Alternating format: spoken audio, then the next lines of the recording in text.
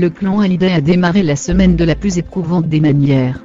Après avoir dit adieu à Johnny Hallyday, emporté par un cancer du poumon le 6 décembre, et s'être rendu au bouleversant hommage de la Madeleine samedi dernier, la famille s'est envolée pour Saint-Barthélemy, afin d'enterrer le chanteur au cimetière de Lorient, lundi après-midi.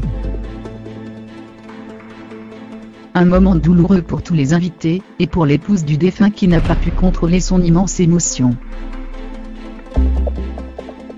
Le clan Hallyday a démarré la semaine de la plus éprouvante des manières. Après avoir dit adieu à Johnny Hallyday, emporté par un cancer du poumon le 6 décembre, et s'être rendu au bouleversant hommage de la Madeleine samedi dernier, la famille s'est envolée pour Saint-Barthélemy, afin d'enterrer le chanteur au cimetière de Lorient, lundi après-midi. Un moment douloureux pour tous les invités, et pour l'épouse du défunt qui n'a pas pu contrôler son immense émotion.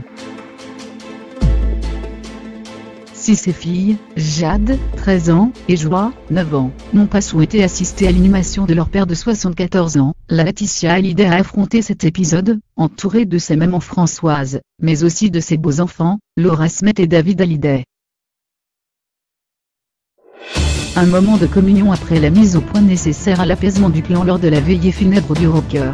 Lors de l'enterrement, la veuve de 42 ans, au comble de la tristesse, a laissé éclater sa souffrance à 17h30, au moment où est grave, le cercueil blanc est porté en terre, selon Paris Match.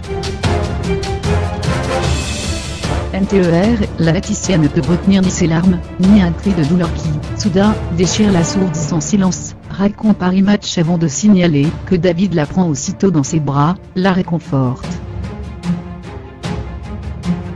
Après que la Laetitia, Laura et son frère ont pris le temps de venir jeter un peu de sable sur le cercueil blanc de la légende, le trio s'est consolé mutuellement de longues minutes, puis une immense dalle de marbre s'est posée sur la tombe pour la refermer à tout jamais.